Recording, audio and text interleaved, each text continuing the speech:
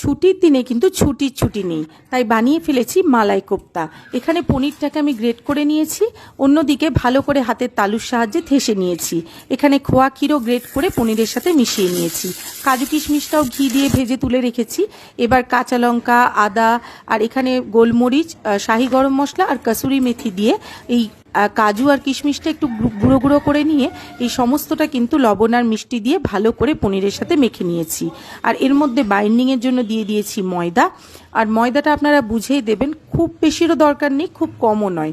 তারপর এটা কর্নফ্লাওয়ারের মধ্যে এইভাবে মিশিয়ে নিয়ে আমি কোপ্তার আকারে গড়ে তুলে রেখেছি।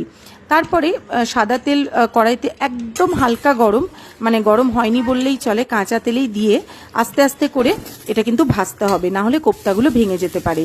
গ্রেভির জন্য এখানে পেঁয়াজ, কাঁচা লঙ্কা, চারমগজ আর কাজু নিয়ে সেটাকে গরম জলে মিনিট 5 ফুটিয়ে জলটা ছেঁকে এটার একটা পেস্ট তৈরি করে নিয়েছি। তারপর সাদা তেলের মধ্যে অল্প একটু ঘি দিয়ে গোটা জিরে, তেজপাতা, দারচিনি, লবঙ্গ, ছোট এলাচ, বড় এলাচ এই সমস্ত আর দিয়ে দিয়েছিলাম জয়িত্রী।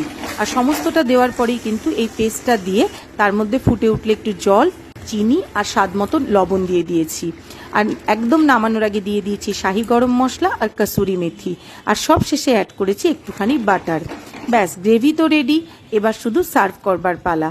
দারুণ লাগে।